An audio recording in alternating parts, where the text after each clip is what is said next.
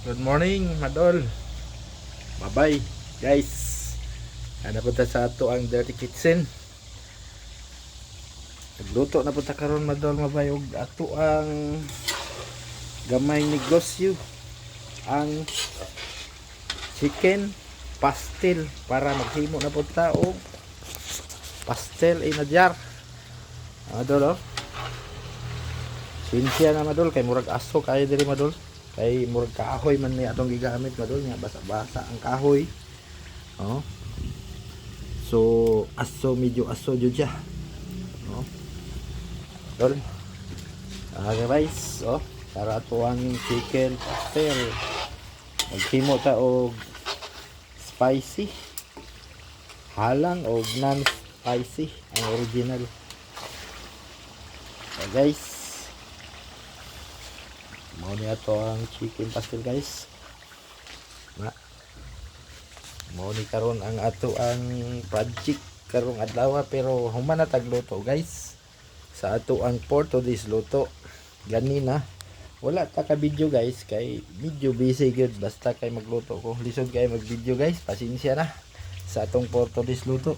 Dinalian man gud ang atong putahe. Ganina nga naluto, guys, is calderita pork ribs, nilagang pork ribs, o chicken apritada,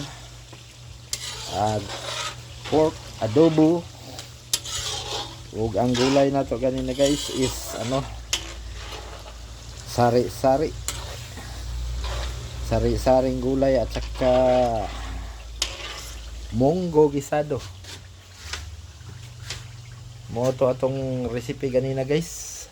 Ya, prito po tawag fried chicken o fried pork chop at saka skinless chorizo, guys. Daubay po to atong putahe ganina na luto, guys.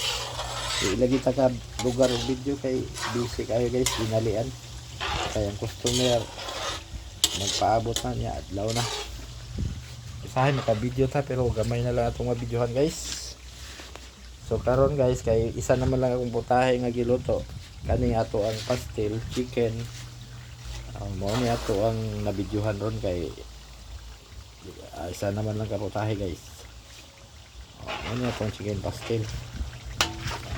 Magkuha na po taron chicken pastel in a jar. Okay, Madol, bye guys. Thanks for watching. Abang-abang sa ato ang mga upload, guys, sa atong for today's luto. Thanks for watching.